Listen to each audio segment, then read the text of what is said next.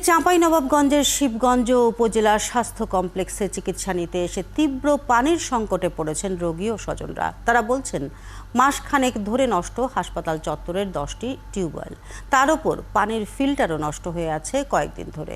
তাদের অভিযোগ, এ বিষয়ে হাসপাতাল কর্তৃপক্ষ কোনো পদক্ষেপ নিচ্ছে না। একেএস রোকনের তথ্য ও ছবিতে প্রতিবেদন।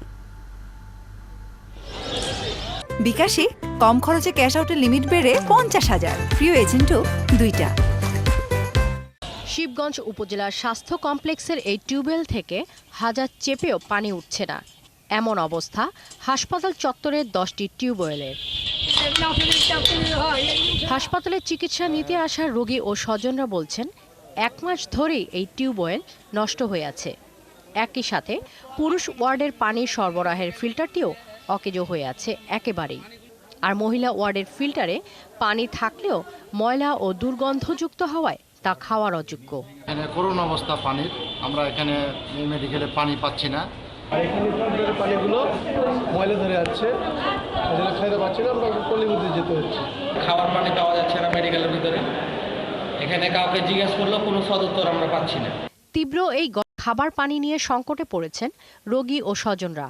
বিশুদ্ধ পানির চাহিদা মেটাতে বাইরে থেকে কিনছেন কেউ কেউ, কিন্তু যাদের সামর্থ্য নেই তারা দূর এলাকা থেকে পানি টেনে আনছেন। এত গরম, তারপর মেডিকেলে পানি ওঠে না, মেডিকেলের রুগী তো অভাব নাই, বাইরে থেকে রুগীতে পানি আই না, রুগীকে পানি খাইতে হয়েছে। আবার যে পানি বিশুদ্ধ পানিটা সেটা আমি পাই না হাসপাতালের ভিতরে।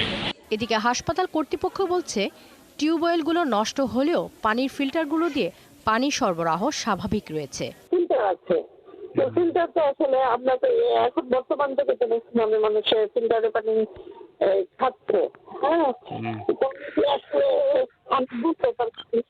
বিষয়টি জানা নেই উপজেলা নির্বাহী কর্মকর্তার। অভিযোগ পাবার পর ব্যবস্থা নেওয়ার আশ্বাস দিলেন তিনি। এই বিষয়ে আসলে উপজেলা স্বাস্থ্য কর্মকর্তা বা তার দপ্তরের কেউ এখনো আমাকে এভাবে জানাই নাই। আমরা জেনে অবশ্যই কি করণীয় তার সাথে বসে আমরা ব্যবস্থা নেব। তীব্র তাপ প্রবাহের মধ্যে দ্রুত এই হাসপাতালের পানি সংকট সমাধানের দাবি জানিয়েছেন ভুক্তভোগীরা। শাকিলা শম্পা, ৭১।